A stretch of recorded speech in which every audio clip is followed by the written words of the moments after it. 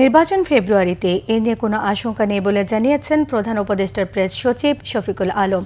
শুক্রবার দুপুরে মাগুরার পারন্দোয়ালিতে গণ অভ্যুত্থানে শহীদ মেহেদী হাসান রাব্বি এবং একই এলাকার আলামিনের কবর জিয়ারত শেষে তিনি এসব কথা বলেন। তিনি আরও বলেন, জুন থেকে সেপ্টেম্বর পর্যন্ত বর্ষা শুরু হয়।